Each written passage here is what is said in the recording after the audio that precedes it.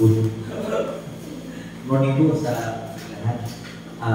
Ang aking mga karanasan sa sakit ay pwede na rin niyang magiging sagot. Kasi marami tayong nararamdaman sa ating lumang katawan at yung sakit ang pwedeng sagot. Oo. Kaya encourage natin sa ating mga kilala na una tayo nakaranas at dahil ang mga tao ay choose to believe, di meron akong testimony. Sa akin kasi noong 2021 na na-COVID kasi ako noon na hindi po ako nagpagamot sa doktor kasi takot ako sa doktor dahil pagka na-hospital ka, paglabas mo nasa karapot ka na.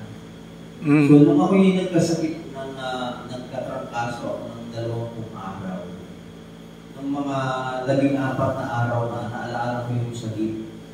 Dahil 2018 pa yata, Pastor, napatingin na kami yung Pastor kong niya kasi yung asawa ko, thyroid kasi yun. So, nung taon na yun, nung unang taon na yun, parang hindi lang kasi pinapansin ng asawa ko. At may reklamo pa sa akin yun na mahal kasi. Sabi ko, ano na mas mahal? Yung ikaw si doktor na upirahin ako yung kasi sa ganyan. So, yun po yung istorya. So, nung ako ay nagkasakit ng mga palabing 4 na araw na hindi bumakuha yung blood na naalala ko siya. At yung mga kapatid ko naman, hindi naman nila alam kung saan kukuha niyan. So, inutusan ko yung 2 kong kapatid na sumunod sa akin. Ihanap ninyo ako ng sakit.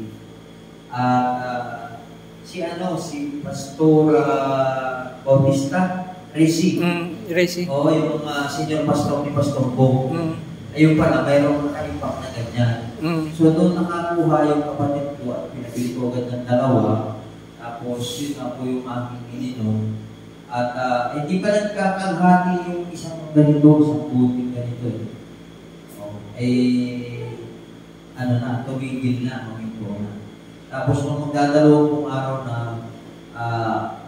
pinadala ko ng kapanira ng na sasakyan, tricycle. Pastor, sumakay ka na at dadalhin ka namin sa hindi na po, kasi meron na akong iniinom na sakit na pwede isagot.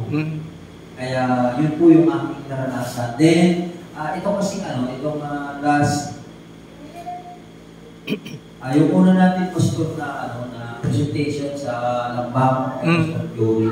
Di ba meron namang paliin at saka may binibigay kay pastor na iniiwan.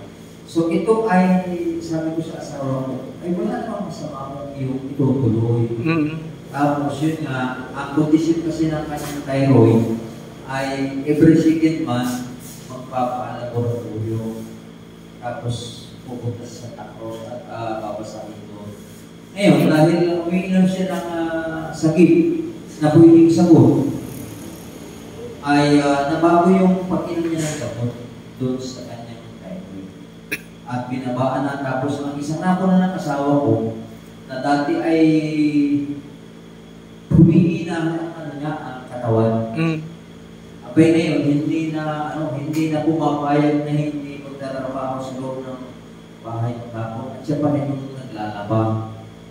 Kaya sabi niya, naobserbahan niya, hindi siya humihina, hindi katulad ng muna na wala siyang iniinom na sakit. At